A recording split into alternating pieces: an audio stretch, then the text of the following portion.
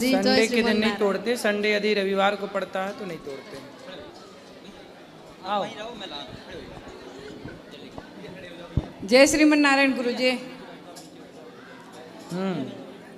राधे राधे गुरु जी। जी जी राधे राधे। हाँ जय श्रीमन नारायण। आइए बैठो बैठो आ जाओ जी। राधे राधे मैया बताओ जी। गुरु जी मेरा सवाल है, एकादशी के दिन दूध पीना चाहिए? हाँ पीना चाहिए। ये मैया मना कर रही है कि नहीं पीना चाहिए। कौन मैया? ये मैया। बात कराओ। मैया उठाओ बात करो अभी। काहे नहीं पीना चाहिए दूध? पता नहीं, वो बोल रहे कि नहीं पीना चाहिए दूध के एकादशी के दिन। चलो मैया का अपना विचार है। अच्छा। हेलो। राधे राधे गुरुजी। जी गुरुजी मेरी समस्या है। क्या? मेरी डिप्रेशन की दवाई चल रही है, मतलब सर दर्द, नींद ना आना और लगातार सोचते रहना। विचार चलते रहते हैं क्या होगा क्या नहीं होगा, नौकरी लगेगी नहीं लगेगी, बिजनेस चलेगा नहीं चलेगा। सब चलेगा बेटा। तो गुरुजी ये कैसे जाए? डिप्रेशन 3 डॉक्टर को दिखा लिया। चलेगा चलेगा, कथा सुना करो। हाँ। डिप्रेशन खत्म होगा।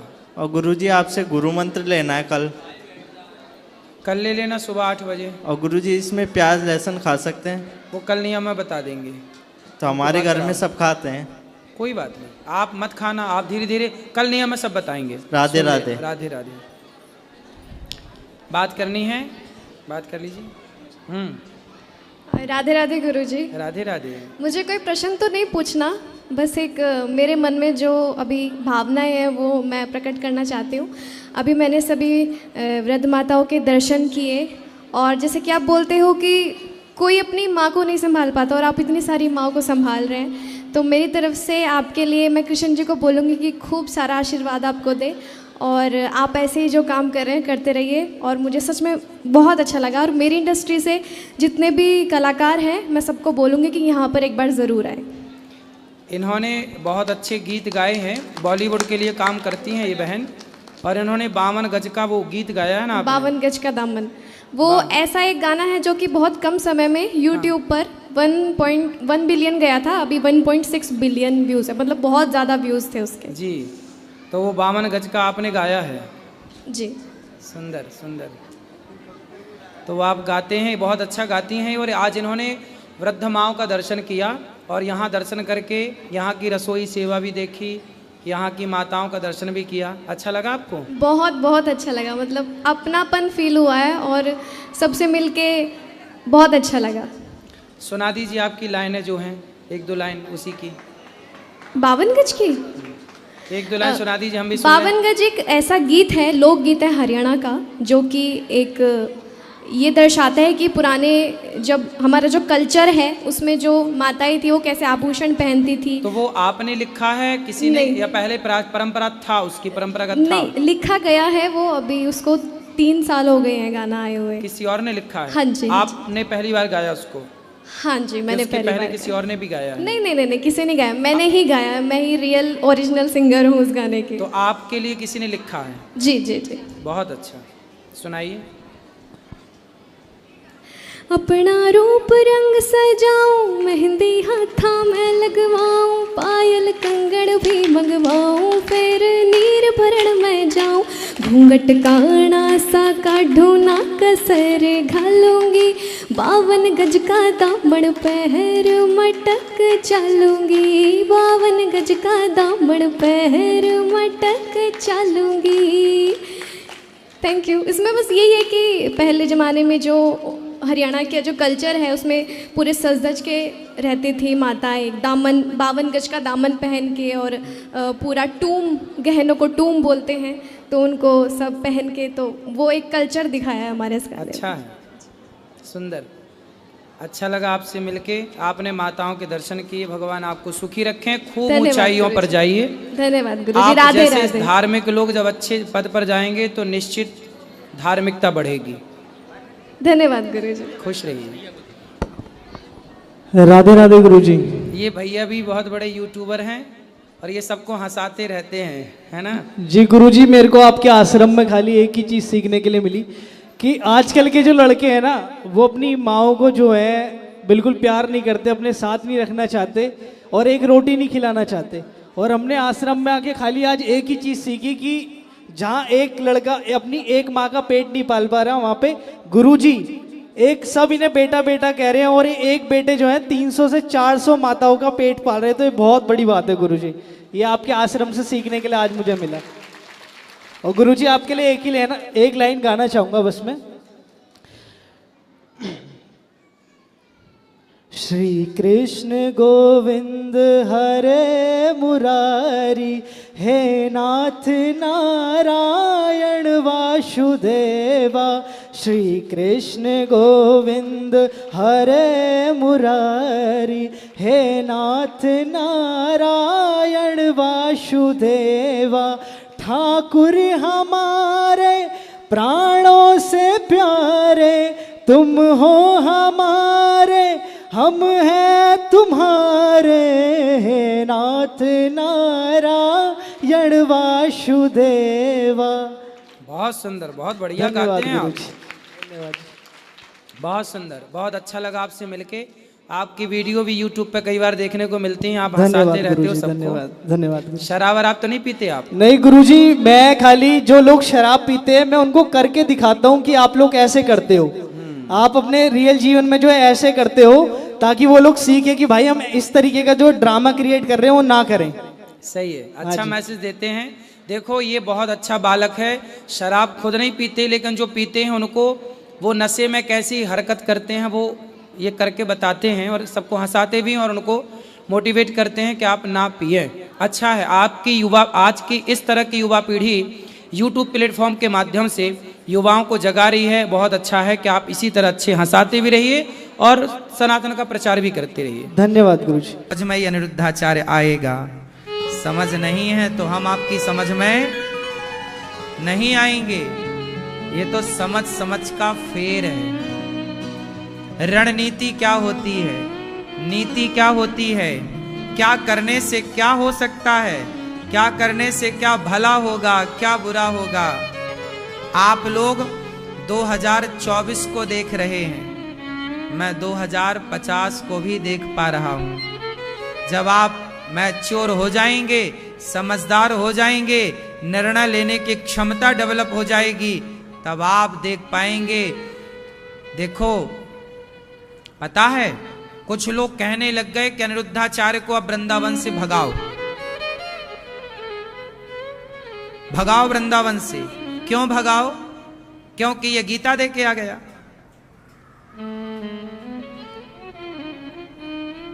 अब भगाओ तो भगाओ। बांग्लादेश से मुसलमानों ने भगाया हिंदुओं को, पाकिस्तान से मुसलमानों ने भगाया हिंदुओं को, कश्मीर से मुसलमानों ने भगाया हिंदुओं को। पर अनिरुद्धाचार्य के साथ तो ऐसा है कि हिंदू ही हिंदू अब मुझे भगाने के चक्कर में भगाओ। क्यों भगाओ? क्योंकि गौरी गोपाल आश्रम में 285 माओं की सेवा हो रही है। गौरी गोपाल गुरुकुल में 150 बच्चे पढ़ते हैं निःशुल्क। जिनके माता पिता गरीब हैं, असहाय हैं, बेबस हैं, उनको मैं भीख मांग मांग के पढ़ाता हूं। है ना, क्या पढ़ाता हूं? भारत का गुरुकुल। जिन गुरुकुलों को मुगलों ने, अंग्रेजों ने उजाड़ा, उन गुरुकुलों को मैंने बसाने का प्रयास किया। यहां पर रसोई चलती है वृंदावन धाम में, कोई भी आता सबको पेट भर भोजन मिलता। 30,000 लोग भोजन कर रहे हैं गौरी गोपाल में। कितने लोग भोजन कर रहे हैं? लगभग 30,000। आप में से कितने लोगों ने प्रसादी पाई गौरी गोपाल जी में? आज एकादशी है ना, तो सबको एकादशी वाला मिला, मतलब एकादशी में एकादशी वाला मिलता, व्रत वाला। किस किस ने प्रसादी ग्रहण की? बताओ, आपको पैसा लगा? नहीं लगा। आप बताओ, अनिरुद्धाचार्य सेवा कर रहा है? हाँ, आप लोग कहते हो ना महाराज जी हम सबके साथ अच्छा करते हैं, हमारे साथ बुरा होता है। अनिरुद्धाचार्य सबके साथ अच्छा कर रहा है, तो लोग कह रहे हैं, लोग हथौड़ा लेके बैठे हैं कि मौका मिले तो ये गौरी गोपाल पे हथौड़ा बजाएं, तोड़ दें ये माताओं का घर। लोग बैठे हैं और आप लोग साथ नहीं देंगे। और मैंने गलती क्या की ये तो बताओ भाई, गलती क्या की ये बताओ।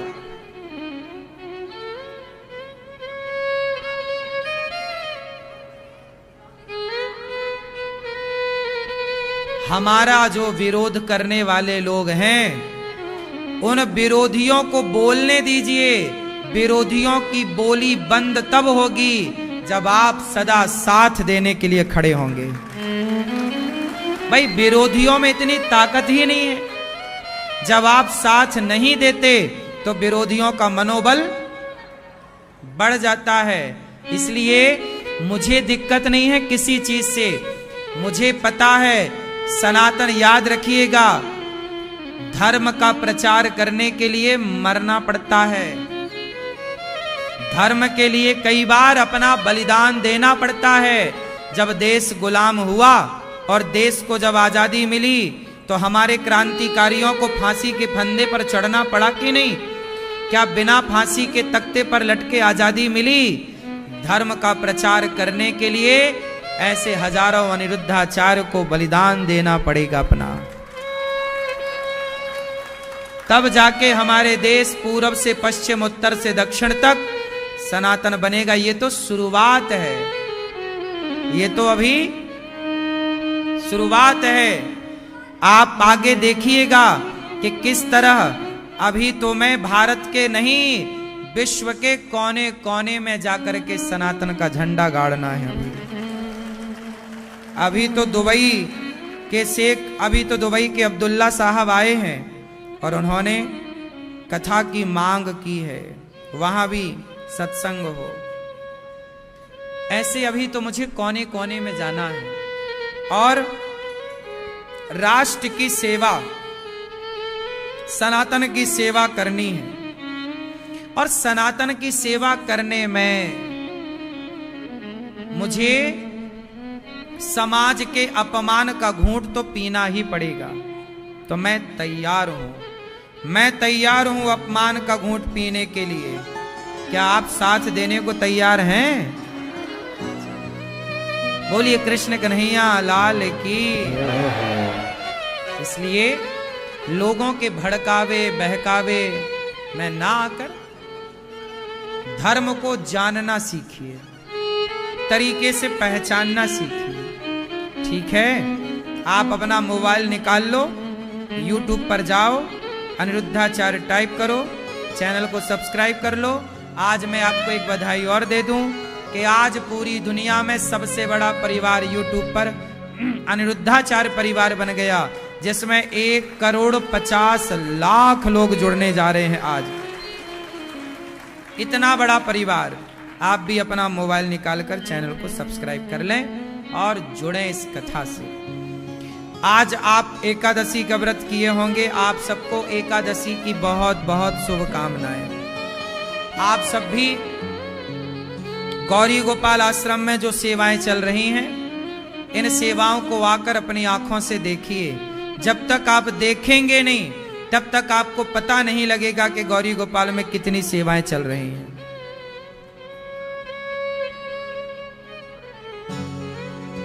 भगवान की कथा हम आपको कह रहे थे कि सूरदास जी कह रहे हैं कि भगवान आज हमारे सामने खड़े हैं और कुछ भी इन्होंने वस्त्र धारण नहीं किए। आज ये ऐसे ही खड़े हैं, आज हरि देखे नंगम नंगा।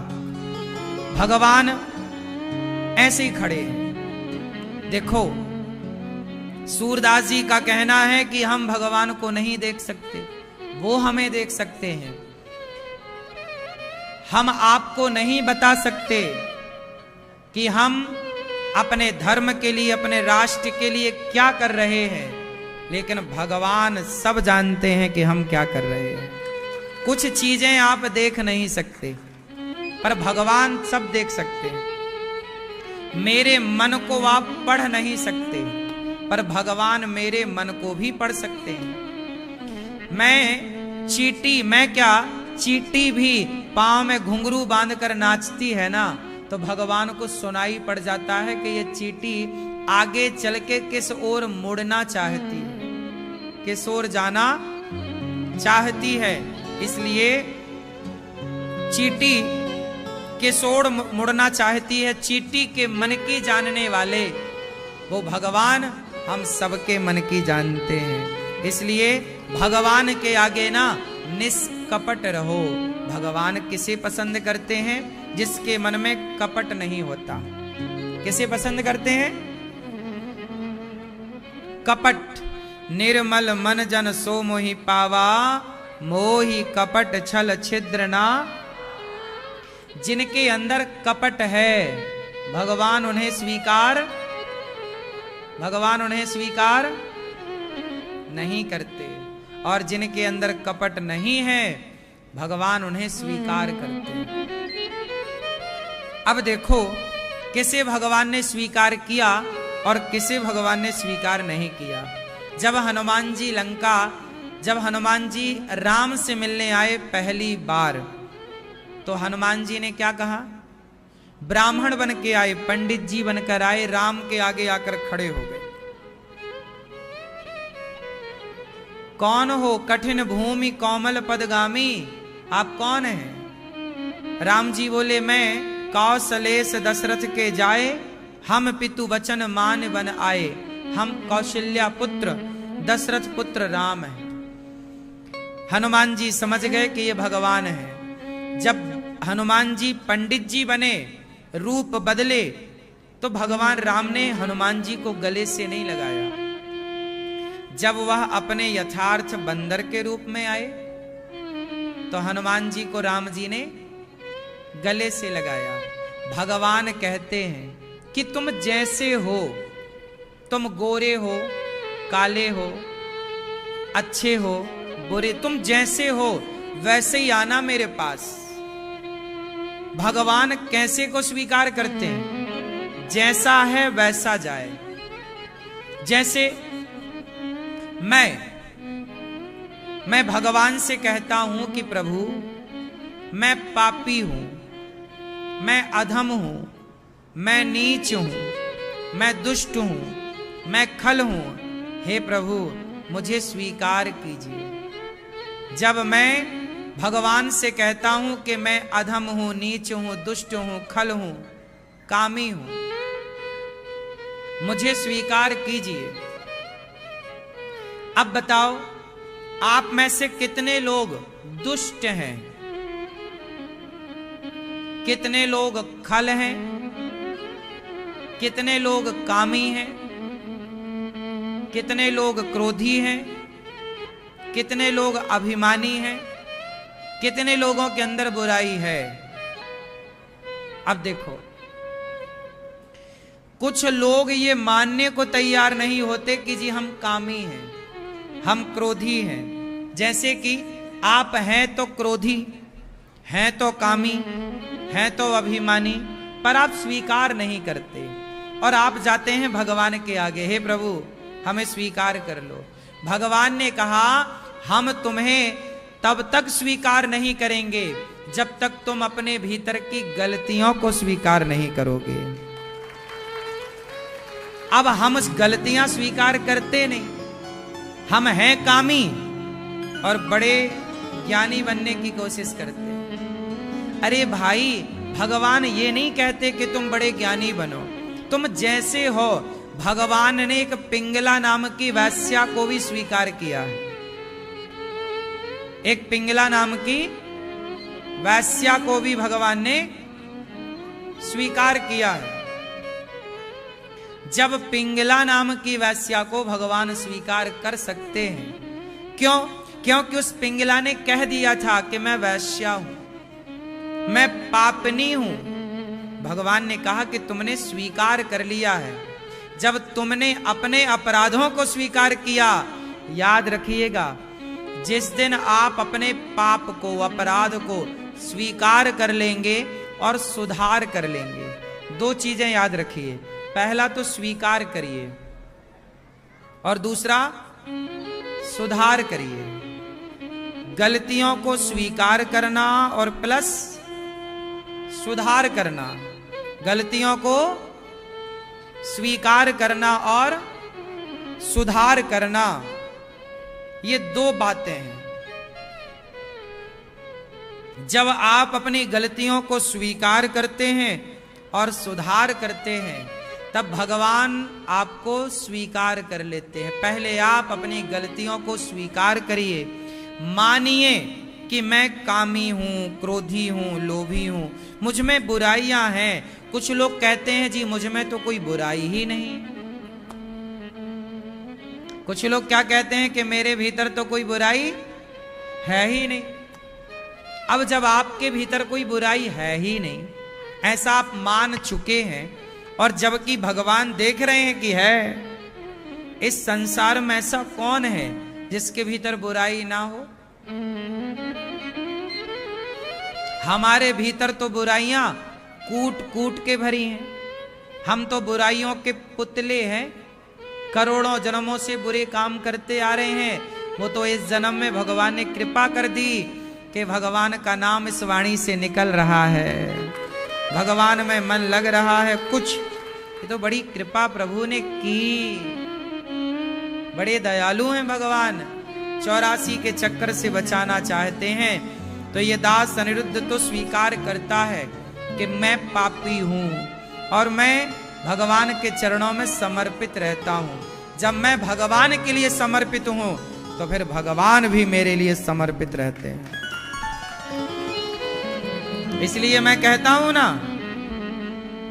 कि मैं अर्थात ये दास अनिरुद्ध, जब मेरे जीवन में कोई दुख आता है, संकट आता है, विपत्ति आती है, तो मुझे लगता है कि भगवान के मैं एक कदम और नजदीक चला गया। द्रौपदी माता पर संकट ना आया होता तो भगवान क्यों आते। सच्चाई तो ये है कि कुंती बुआ ने जानबूझकर कहा कि प्रभु हमें विपत्ति दो, हमें विपत्ति कुंती बुआ ने मांगा। विपदा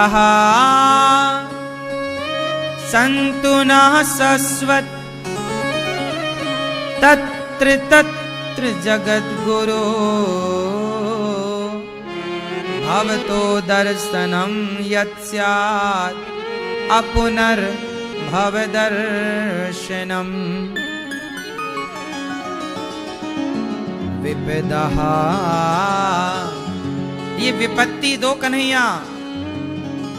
कुंती बुआ ने दुख क्यों मांगा जानते हैं? आप लोग तो केवल कथाएं सुनते हैं कि कुंती मां ने दुख मांगा। हम तो प्रैक्टिकल करते हैं कि जब दुख आता है तो हम और उछल करके, जैसे बच्चा उछल कर मां की गोद में भाग जाता है। जब बच्चा कोई संकट देखता है, अच्छा याद रखिएगा, जब बच्चे के सामने कोई संकट नहीं होता, कोई टेंशन नहीं, कोई दिक्कत नहीं, तो बच्चा मां से दूर चला जाता है खेलने के लिए। बोलो हाँ। लेकिन जब बच्चा देखता है कोई बैल आ रहा है, कोई सांप आ रहा है, कोई गाड़ी आ रही है, कुछ और आ रहा है, उसे लगता है कि खतरा है, तुरंत दौड़ेगा और मां की गोद में उछल के घुस जाएगा। बोलो हाँ या ना। तो सुख आता है तो जैसे बच्चा मां से दूर हो जाता है, ऐसे जब जब जीवन में सुख आता है आपके, तब तब आप भगवान से दूर हो जाते हैं। और जब दुख आता है तो जैसे बच्चा उछल कर मां की गोद में चला जाता है, ऐसे भक्त भगवान की गोद में चला जाता है प्रभु। इसलिए दुख आना जरूरी है। इसलिए दुख आना, हाँ मैं ऐसा मानता हूं, मैं अपने लिए बोल रहा हूं, आपके लिए नहीं। हे प्रभु, ऐसे दुख बार बार आए जिस दुख में आपका स्मरण और बढ़ जाए, आपका चिंतन और बढ़ जाए। कुंती बुआ ने दुख मांगा।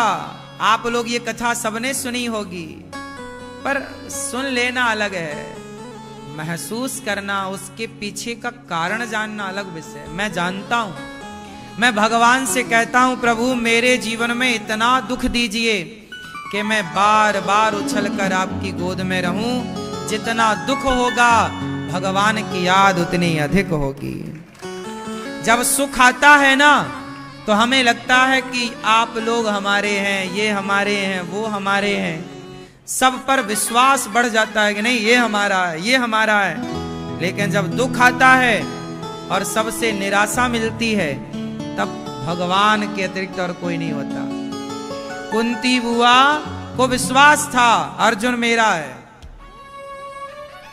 विश्वास था कि भीम गदाधर है, इसके गदा का कोई तोड़ नहीं है, अर्जुन के गांडीव का कोई तोड़ नहीं है, धर्मराज के भाले का कोई तोड़ नहीं है। लेकिन जब द्रौपदी को घमंड हो गया कि मेरे पति, तो भगवान ने द्रौपदी के घमंड को तोड़ दिया। कई बार हम लोगों को घमंड हो जाता है कि ये हमारा है, ये हमारा है, ये हमारे हैं, हमारे साथ इतने लोग हैं। तब भगवान एक थप्पड़ जमाते हैं, पगला पागल, एक मेरे सिवा कोई नहीं है तेरा। जैसे द्रौपदी को आखिरी में समझ में आया कि ये अर्जुन भीम तो सब कठपुतली है, कौन है सहारा? द्रौपदी ने कहा गोविंद सहारा।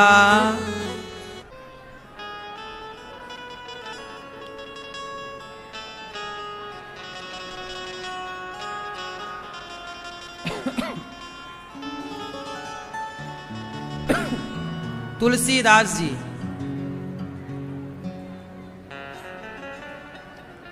ऐसे विश्वास के साथ चले।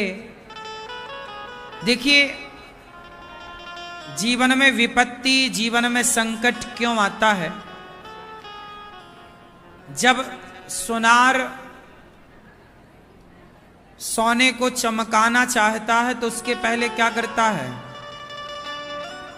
बोलो मैया बैठो मेरी माँ, ओ पीली मैया बैठो मेरी माँ,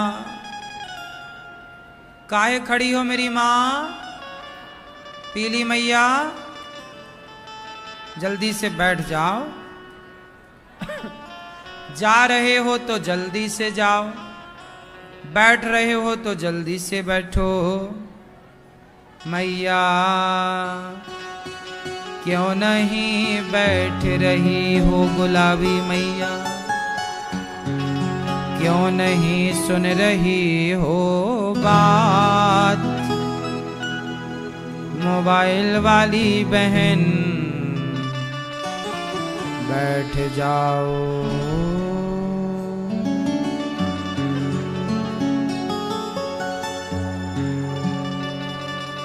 देखो जीवन में जब सोने को सुनार तपाता है तो चमकने के पहले सोने को कहाँ जाना पड़ता है? आग में, भट्टी में। जब आपके जीवन में दुख आए तो सह लेना, भगवान आपको कोई बड़ी जिम्मेदारी देना चाहते हैं, चमकाना चाहते हैं। और चमकाने के पहले दुखों की भट्टी में भगवान डाल के देखते हैं कि आप कच्चे हैं या पके हैं। तो विपत्ति आपको क्या करती है? और मजबूत करती है, हारना नहीं है। मजबूती से मैं समझ सकता हूं जिनके जीवन में दुख होता है ना, वो बेचारे टूट चुके होते हैं। जब आप पर कोई मुसीबत आ जाती है तो ससुराल पक्ष के लोग भी साथ नहीं देते, मायके पक्ष के लोग भी साथ नहीं देते। आप कई बार अपने दुखों में, अपने परेशानियों में अकेले रह जाते हैं। कई बार तो आप पति पत्नी अकेले रह जाते हैं, और कई बार पति भी नहीं होता या स्त्री भी नहीं होती, पुरुष या स्त्री अकेली रह जाती है या अकेला रह जाता है। वो जो कठिन समय है ना, उसमें आपको धैर्यता से काम लेना चाहिए, अपना संतुलन नहीं खोना चाहिए, अपना विवेक नहीं खोना चाहिए। यदि अच्छा समय गुजरता है ना तो बुरा समय भी गुजर जाता है, बस आपको धैर्य नहीं खोना है। यदि आप उसने धैर्यता पूर्वक उस कठिन समय को गुजार दिया तो आपका इंतजार करने के लिए एक अच्छा समय हाथ पसारे खड़ा होता है। एक अच्छा समय आपका स्वागत कर रहा होता है। अच्छे समय तक पहुंचने के लिए कठिन समय से गुजरना पड़ता है सबको। राम जी को 14 साल का वनवास हुआ। राम जी 14 साल वनवास पूरा करके आए। उसके बाद राम जी राजा बने। राम के राजा बनने के पहले, राम के अच्छे दिन आने के पहले, राम के समय में कठिन समय आया। राम के कठिन दिन आए और एक दिन नहीं आया, 14 साल आए। और धन्य है, प्रत्येक प्राणी को राम से सीखना चाहिए कि जब कठिन समय आपके जीवन में आए तब आपको क्या करना चाहिए। राम के जैसा धैर्य ले आना चाहिए, राम के जैसा संयमी बन जाना चाहिए, राम के जैसे अपने चरित्र को बना लेना चाहिए कठिन दिनों में। ये राम, पता नहीं आप लोग कथाओं को सुनने के हिसाब से सुनते हैं। मैं चाहता हूं आप कथाओं को सुने ना, कथाओं को जिए। राम के चरित्र को सुने ना, केवल सुने ना, सुने, मेरा कहने का तात्पर्य यह है केवल सुने ना, आप राम के चरित्र को जीना स्टार्ट करें। और मुझे पूरा पता है, पूरा विश्वास है कि आपके जीवन में भी कई बार राम के जैसा कठिन समय आता है। कुंती बुआ एक स्त्री है और पति मर चुके हैं और 5 बच्चे गोद में हैं और ससुराल ने इस घर से निकाल दिया।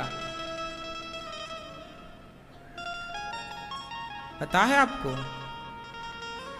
पांडु राजा थे हस्तिनापुर के, और जब पांडु की मृत्यु हुई तो पांडु की राजगद्दी पर धृतराष्ट्र ने कब्जा कर लिया। किसने कब्जा कर लिया? धृतराष्ट्र, जो कि पांडु के भाई थे, और कुंती को कुछ नहीं दिया। बेचारी अकेली स्त्री जात मेहनत करती, भीख तक मांगना पड़ा पांडवों को। ये कठिन समय जो कुंती के जीवन में आया, ये कठिन समय जो राम के जीवन में आया, ये कठिन समय आपके जीवन में जब आए तो आपको क्या करना चाहिए, उसके लिए ही वेद पुराणों में ये सारी बातें लिखी हैं कि देखो उनका कठिन समय आया तो क्या किया, जब तुम्हारा कठिन समय आए तो तुम्हें भी क्या करना चाहिए। मोटिवेट आप कहां से होंगे, मोटिवेशन कहां से मिलेगा, वो ज्ञान कहां से मिलेगा। इसलिए ये कथाएं, ये चरित्र सुनने चाहिए, और केवल सुनने नहीं चाहिए, इस ज्ञान पर अमल करना चाहिए। ये दास अनिरुद्ध, मैं केवल कथा सुनता नहीं हूं, कथा सुनाता नहीं हूं, जो कथाएं कहती हैं उस राह पर चलता हूं, उस मार्ग पर चलता हूं। केवल मैं गाल नहीं बजाता, बोलता ही नहीं हूं। सुनो, मैंने समाज से ना, भारत के कुछ लोग हैं जिन्हें मेरी बात पसंद नहीं आती। पता है, मैंने बहुत बड़ी दुश्मनी ले ली है। किससे? भारत की कुछ लेफ्ट विचारधारा से। पता है, आपको एक बात याद होगी, मैं बार बार कथाओं में एक चीज दोहराता हूं। क्या हम कितने भाई हैं? मैं अक्सर कथाओं में कहता हूं कि हम 4 भाई हैं, ब्राह्मण, क्षत्रिय, वैश्य, शूद्र। हम चारों को मिलजुल के रहना चाहिए। जातवाद से ऊपर उठ के प्रत्येक भारतीय, प्रत्येक सनातनी को, चाहे वो दलित हो, पिछड़ा हो, अगड़ा हो, चाहे वो जंगल का हमारा भील आदिवासी भाई हो, सबको गले लगाओ। मैं सबको गले लगाने की बात ही नहीं करता, गौरी गोपाल में हर माँ को मैं गले लगाता भी हूं। मेरे यहाँ माताएं ब्राह्मण माँ भी हैं, क्षत्रिय माँ भी हैं, वैश्य माँ और शूद्र माँ भी। मैं केवल कहता हूं नहीं, करता हूं। आपको पता है मेरी ये बात कुछ लोगों को पसंद नहीं आती, वो डायरेक्ट मेरा विरोध तो कर नहीं सकते, लेकिन वो ईर्ष्या करते हैं कि ये आदमी पूरे भारत को जोड़ने चला है। आज पता है हमारे देश में कुछ नेता जातवाद का जहर फैला के आपस में लड़ाते हैं। 70 सालों से भारत की राजनीति का विशेष हिस्सा रही है जातियां। हाँ या ना? बोलो हाँ। हमारे नेता जातियों के नाम पर लड़ाते हैं और वो वोट बैंक अपना चलाते हैं। ये बात सही है या गलत?